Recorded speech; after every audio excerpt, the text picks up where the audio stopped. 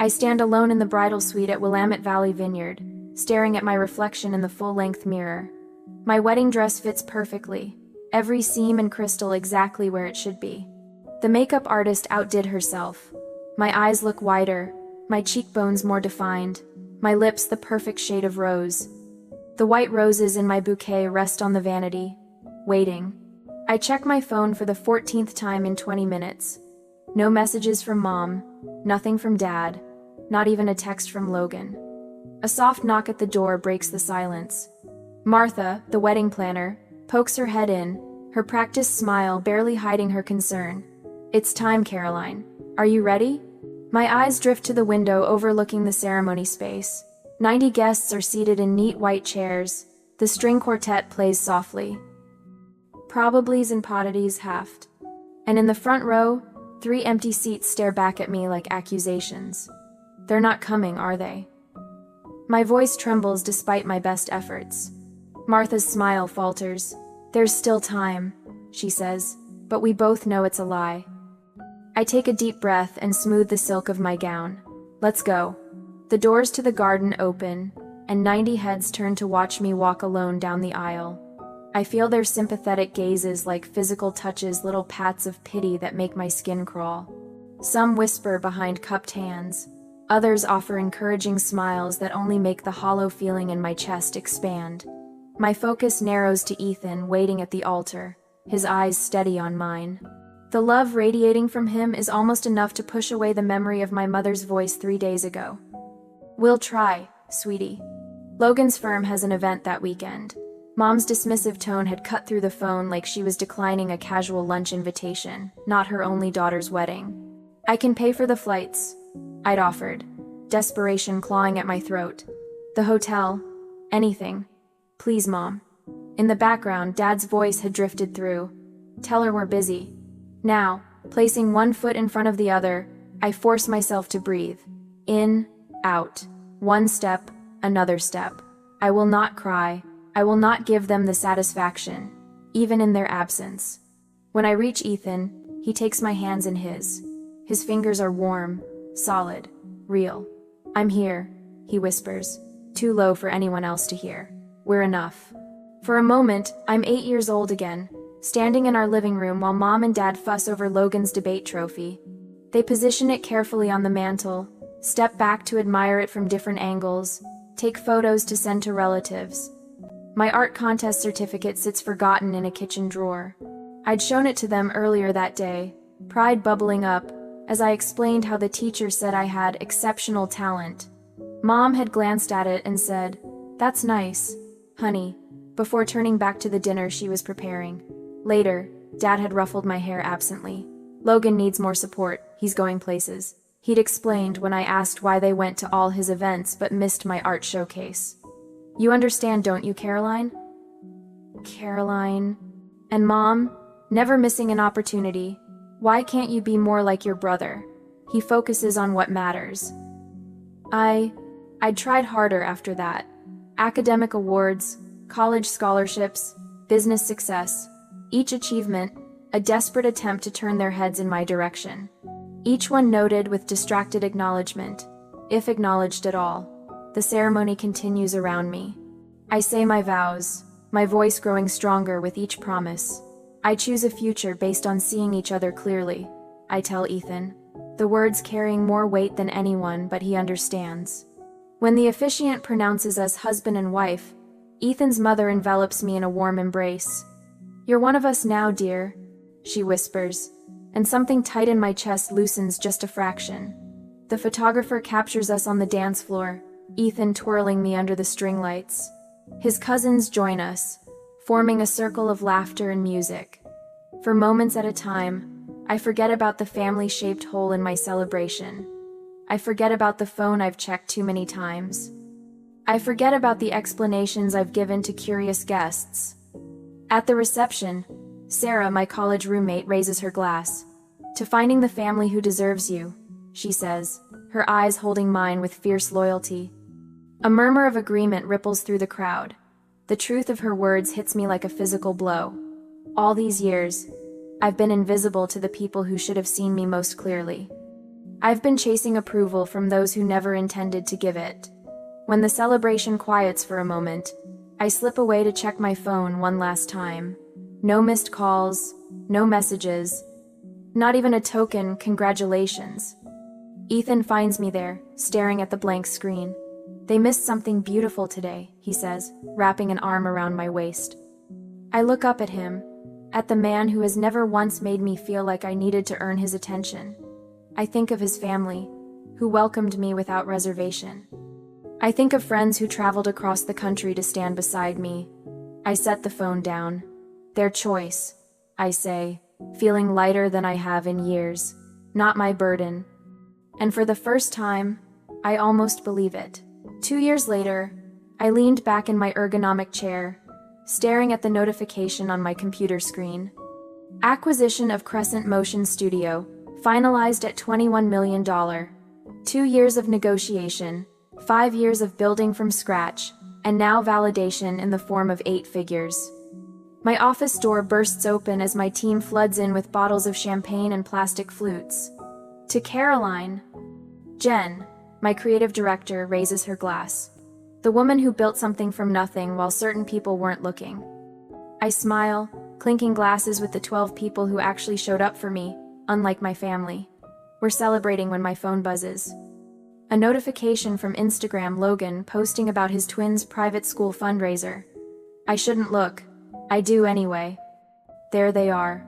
Mom and Dad flanking Logan and his wife Hannah, their identical daughters in matching plaid uniforms. The caption reads, "Family tradition continues. 3rd generation at Westridge Academy." Dad's arm is draped around Logan's shoulder, Mom beaming at her granddaughters. I swipe through more photos. Logan's family vacation to Hawaii last month, the holiday gathering I wasn't invited to, Dad's retirement party. In each one, they look like the perfect American family minus one daughter.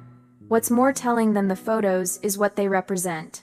The vacation rental in Maui costs at least $5,000 per week. Westridge Academy runs $30,000 per year per child. Logan's house in the background of several shots sits in a neighborhood where nothing sells for under $2 million. All funded by my parents' retirement savings and family investments, according to the gossip from distant cousins who occasionally remember I exist. Caroline? Jen touches my arm. "We lost you for a minute." I lock my phone screen. Just checking messages. Where were we? The celebration continues around me, but I'm mentally calculating. Logan's law firm is moderately successful, but nowhere near the level that would support his lifestyle. My parents have been quietly propping him up for years, depleting their retirement to maintain his image. Meanwhile, my $21 million acquisition doesn't warrant so much as a text message. After the team leaves, I scroll through my parents' social media. Hundreds of posts about Logan's accomplishments, the twins' milestones, family gatherings. My existence is limited to a single birthday wish last year, a generic, "Happy birthday, Caroline," without even a photo. I close my laptop and make a decision. The next morning, I call my financial advisor. The Porsche Taycan metallic gray. I want to complete the purchase today. 3 hours later, I'm signing paperwork for a $135,000 car. It's extravagant, unnecessary, and exactly what I want. Not because I need my family's approval, but because I never needed their money. Back home, I take a single photo of the car in my driveway, the afternoon sun gleaming off its metallic finish. I post it to Instagram with a simple caption, "Dreams realized." For 3 days, nothing. Then on Wednesday afternoon, my phone lights up with a name I haven't seen in 5 years, Mom calling. My stomach tightens as I answer. "Hello?" "Caroline." Mom's voice carries that particular blend of authority and urgency she reserves for family crises. "We need to talk. Family meeting tomorrow."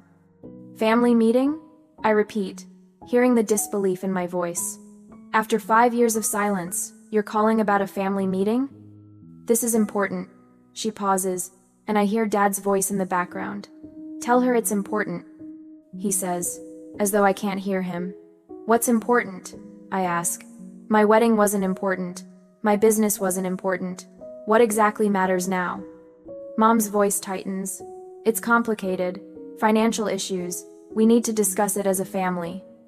Of course. They saw the car. They know about the acquisition. Now suddenly, I'm family again. Tomorrow at 2, I say before hanging up. The next morning, I slide into my new Porsche, the leather seat cool against my back. The drive to my childhood home takes 40 minutes, time enough to remember birthdays celebrated without me, achievements unacknowledged, holidays spent alone while they gathered without me.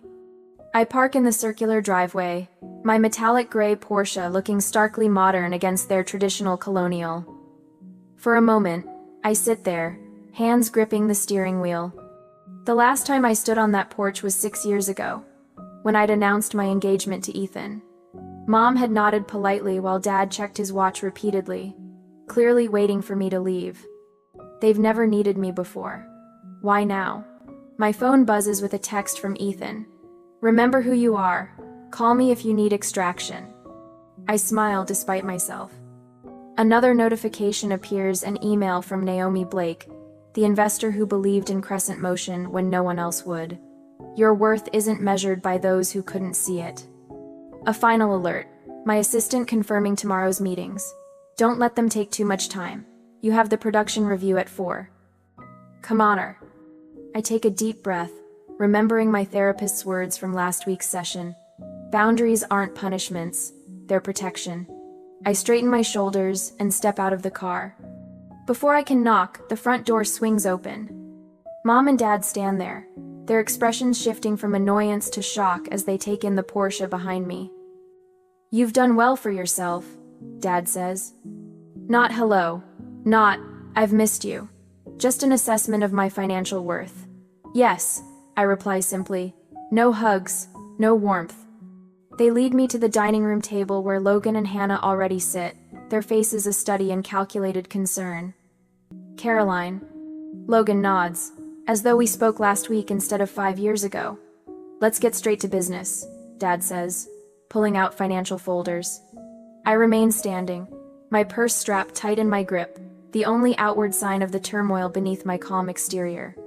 "No. First, I'd like to know why I'm suddenly important enough to include in family discussions after being excluded from everything else for years." Mom and Dad exchange glances.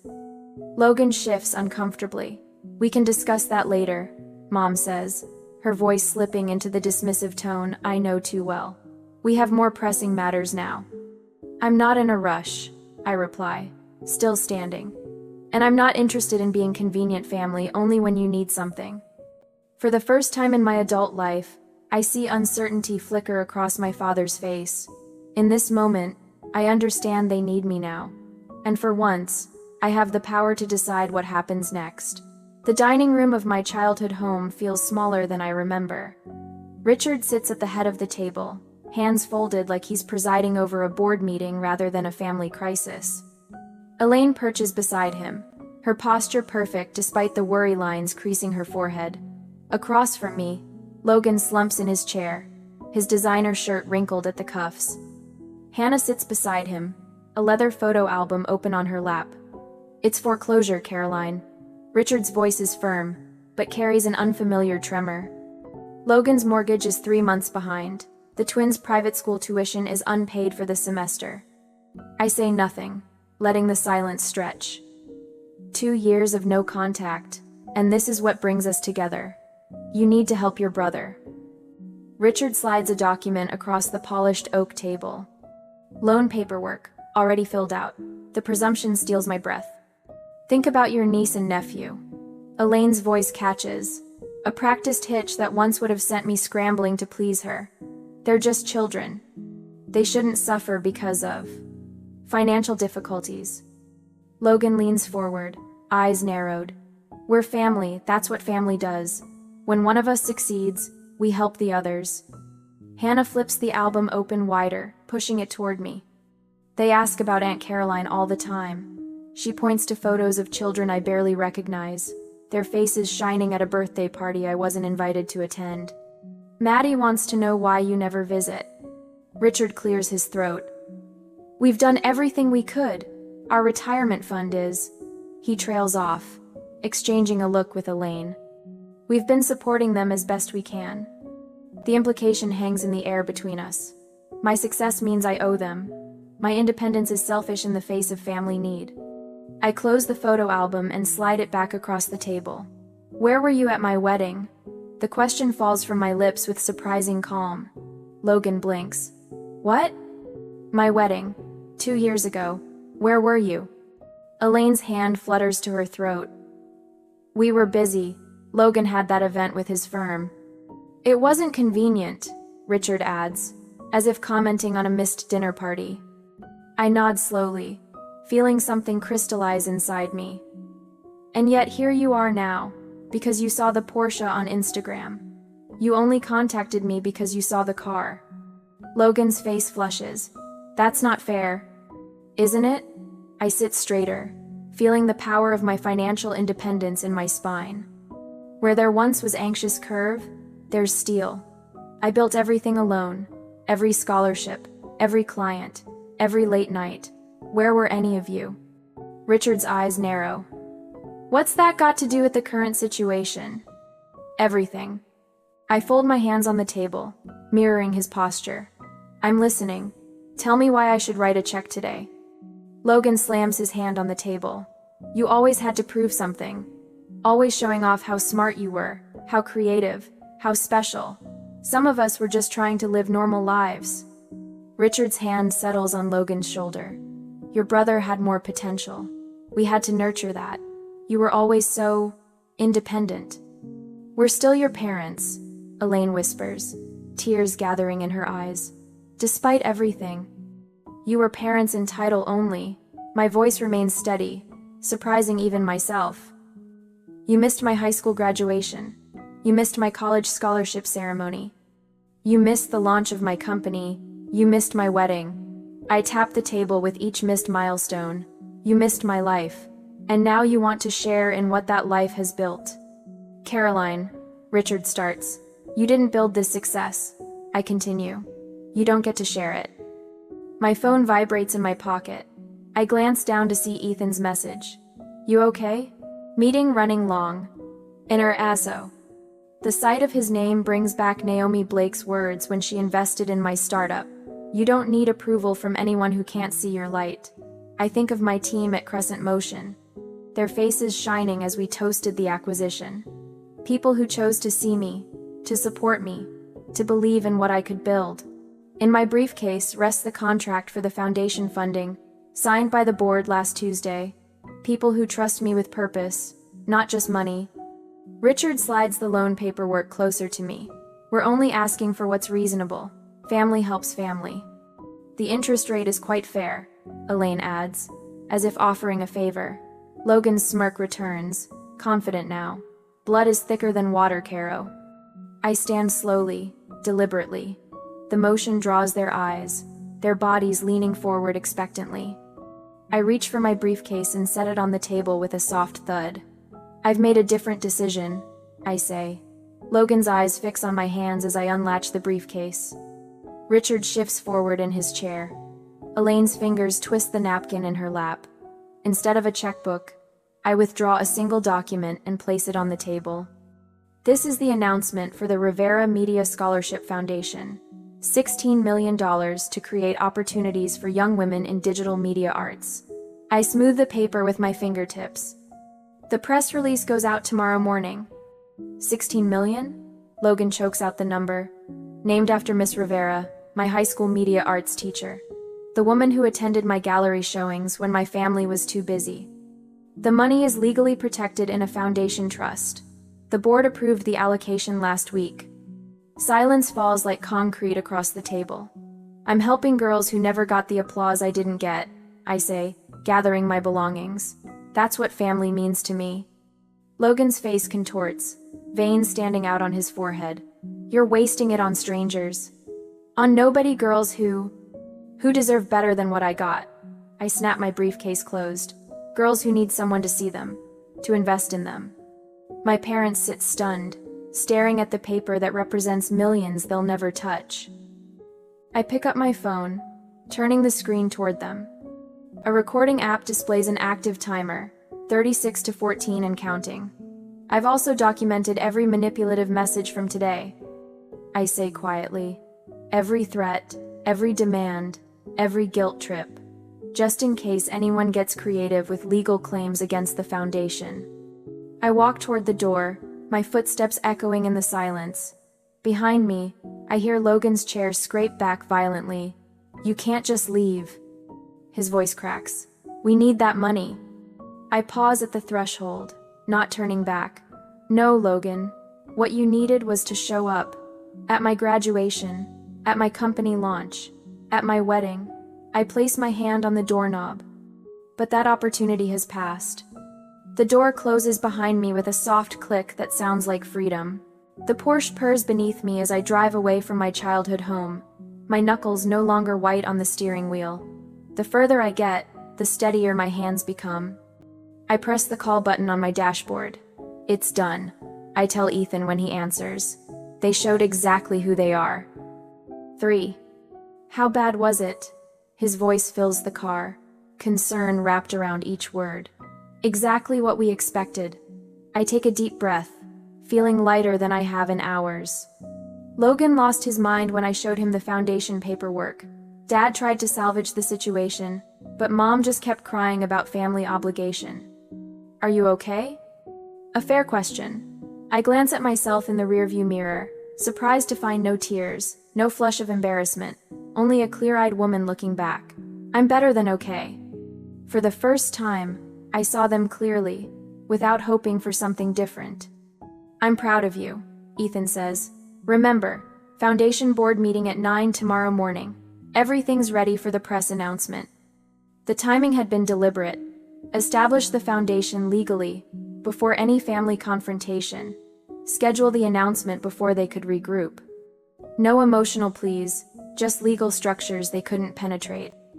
The Rivera Media Scholarship would be my legacy, not a family drama. I'll be ready, I promise before ending the call. The first message comes at 11:47 p.m. By midnight, my phone buzzes continuously with family emergency texts. I silence it and place it face down on my nightstand. The house is quiet except for Ethan's steady breathing beside me. I don't need to read their messages to know what they contain. Morning brings 6 voicemails from my mother, the progression evident in her tone from weepy pleas about family unity to sharp accusations of betrayal, culminating in threats about what people will think of a daughter abandoning her family in their time of need. You've dealt with worse? I tell myself as I apply mascara, the morning routine grounding me. My navy suit, the one I wore when signing the acquisition papers, hangs ready on the closet door. Ethan hands me coffee in my favorite mug. Logan's been calling business associates, he says, scrolling through his phone. And your dad tried reaching my uncle. Predictable. I take a sip, the coffee bitter but fortifying. They're moving faster than I expected, but not more cleverly. The foundation board meeting goes smoothly. 12 accomplished women from media and finance, all personally vetted, all committed to supporting young female artists. The press release is approved unanimously. Launch details finalized. The first scholarship recipient will be selected in 6 months. I'm reviewing the event venue proposal when Janine from reception calls. Miss Rivers, your family is here. They're causing quite a scene. Through the glass walls of my office, I can see security already moving toward the lobby. I straighten papers that don't need straightening. Have security escort them out, please. Calmly and professionally. I watch through the windows as my mother's voice rises over the general office hum. My daughter is abandoning her family. Her hands gesture wildly, her pearl earrings swinging with the motion. Logan stands beside her, arms crossed, face flushed with the particular shade of red it used to turn when he was denied something as a child. My team watches me for cues. I stand, smooth my skirt, and walk to my office door. It's being handled. I tell them with a calm I've practiced for this moment. Let's continue with our work. Security escorts my family toward the elevators. Logan's voice carries back. This isn't over. We have family obligations you can't just ignore. That evening, I draft a single email to all 3 of them. I have documented your harassment at my workplace. Any further attempts to contact me at my office will result in a formal complaint. All communication regarding family matters must be directed through my attorney, whose contact information is attached. Caroline. Direct and clear, says Patricia, my therapist, 2 days later. We sit in her sunlit office, the faint smell of jasmine tea between us. How did it feel sending that? Necessary. I trace the pattern on the armchair. Not satisfying. Exactly. More like setting a boundary, she offers. Yes. I look up at her. They're showing who they've always been, aren't they? People tend to reveal themselves under pressure, Patricia says. What you're seeing now isn't new behavior, just intensified. The realization washes over me, simple but profound. I wanted their love, but they wanted my resources. That's an important distinction. All those years, my voice trails off as connections form. The childhood neglect, the absent parents, the way they appeared only when I had something to offer. It wasn't my job to earn their love. It was their job to give it freely. Cly. And now? Now I know I'm not responsible for fixing them, I say, feeling the truth of it settle in my bones. There's freedom in that. The next morning brings news that Logan has contacted the Portland Chronicle about a family dispute. The reporter, smarter than Logan anticipated, asked why none of them attended my wedding. The resulting story paints a picture Logan hadn't intended of parents absent during milestones suddenly interested when money appeared. My mother's social media rant generates an unexpected wave of support for me. Former classmates, business associates, even distant relatives reach out with messages of solidarity. We always wondered why they never talked about your success, writes a cousin I haven't seen in years. Richard's attempts to contact my investors fizzle when they refuse to discuss a personal matter. The community rallies around the Scholarship Foundation instead, with applications already pouring in months before the official launch. The Portland Business Journal requests an interview about the foundation. I agree. Setting clear parameters, we'll discuss the scholarship's purpose and impact, not family matters. The reporter, Delia Warren, meets me at the foundation's temporary office space. This is an impressive initiative, she says, reviewing the prospectus. $16 million is substantial seed funding. What inspired such generosity? I consider my words carefully. I had a teacher who saw potential in me when others didn't. Miss Rivera changed my life by simply paying attention. I want to create that opportunity for young women who might otherwise be overlooked. You've built an impressive career, Delia notes. Crescent Motion's acquisition was one of the biggest tech stories last year. Is your family proud? The question hangs between us. I could dodge it, redirect to safer territory. Instead, I meet her eyes directly. My success was built without family support.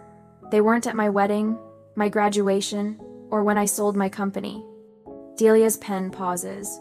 That provides interesting context for the foundation's mission. Later that week, the article appears with the headline, "Self-made success creates legacy of support." The contrast between my generosity and my family's entitlement becomes public narrative. When news of Logan's house foreclosure breaks days later, the community connects the dots without my saying a word. Ethan handles increased security protocols at our home. My business team manages communication strategy, filtering messages and prioritizing foundation work.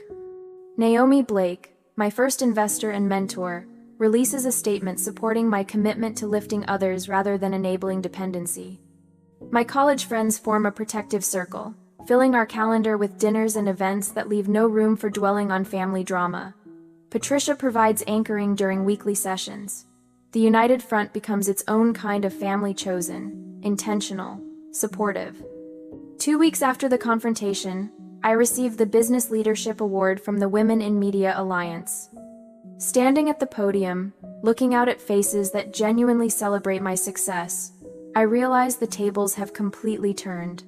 My parents' retirement plans are now delayed indefinitely. Hannah's social position in her precious country club circles has eroded with their financial collapse. Logan's twins will transfer to public school next semester.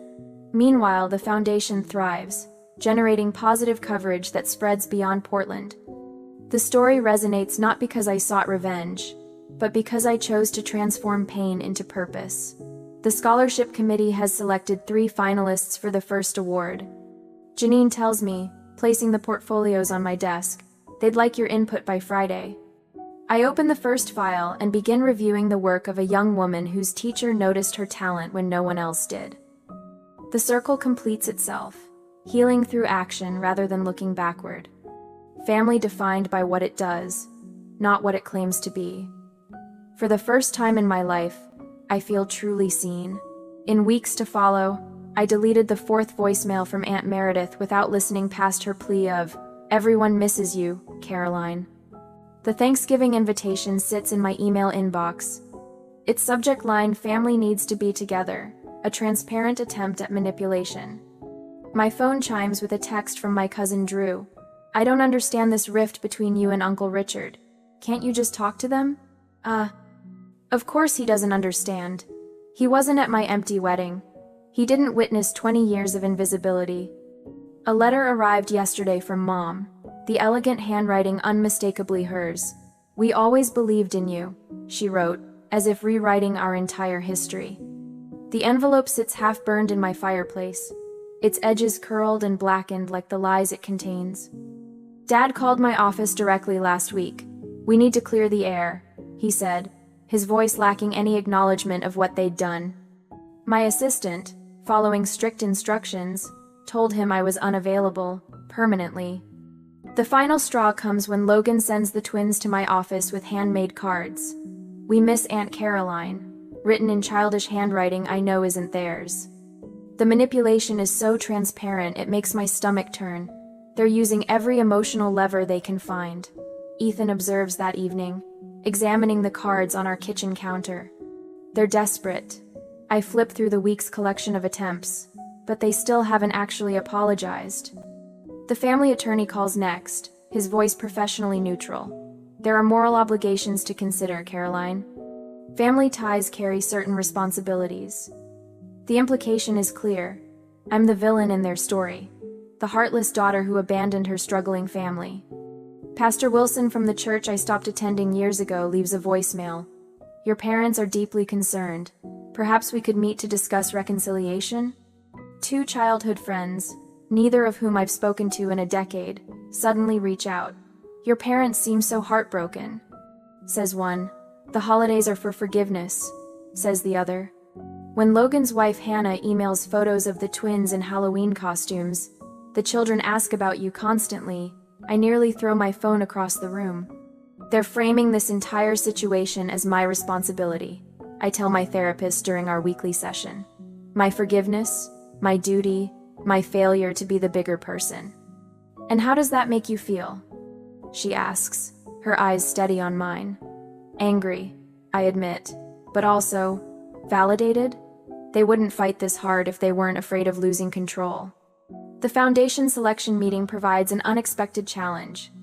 The committee recommends a scholarship for Maya Harrison, a 17-year-old filmmaker whose application video shows remarkable talent and painful familiarity. She reminds me of myself. I tell Ethan that night, quiet, determined, overlooked.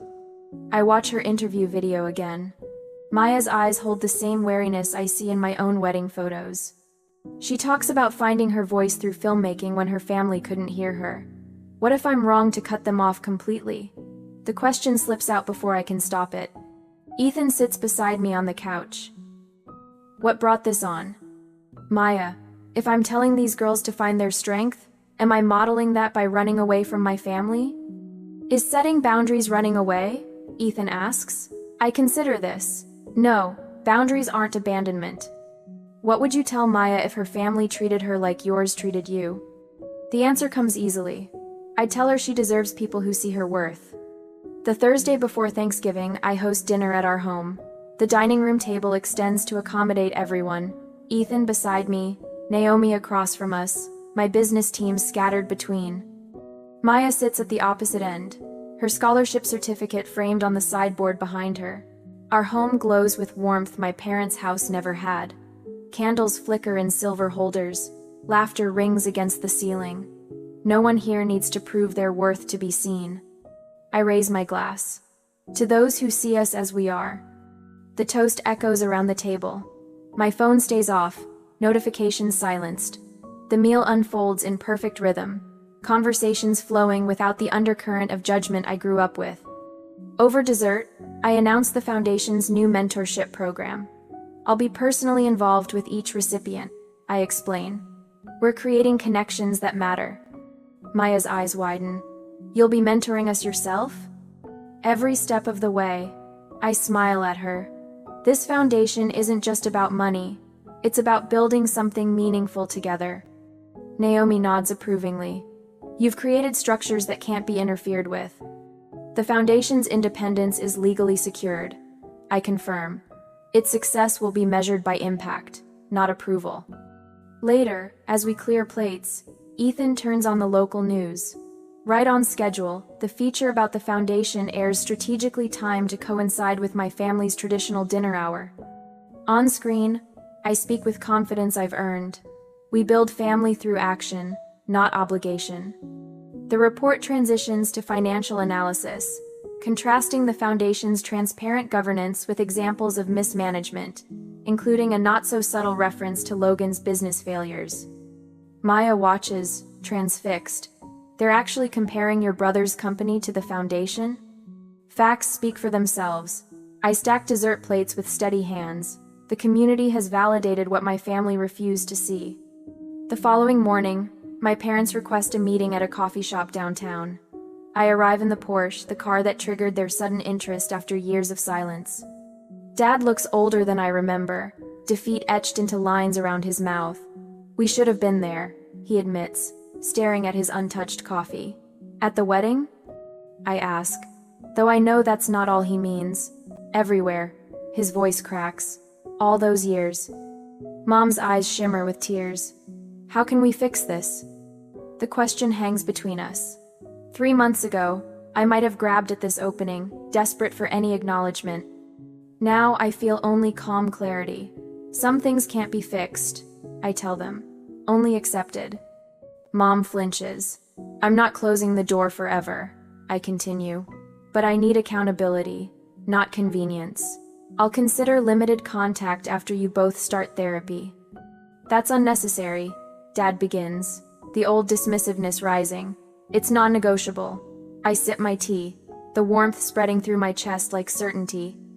They exchange glances, the silent communication of people who never expected consequences for their choices. Logan's financial collapse has stripped away their illusions of his superiority. My success exists beyond their reach. The foundation thrives independent of their approval. When they leave, no agreements have been made, no concessions offered. I watch them walk to their car, a sensible sedan now, the luxury vehicles long gone. I drive away without looking back, freedom replacing obligation in every beat of my heart. The foundation awaits. Maya's project needs review. My chosen family expects me for dinner. For the first time, I'm moving towards something instead of away from someone. And that makes all the difference. I stand in the sunlit studio of the Crescent Foundation, watching Maya adjust her camera settings.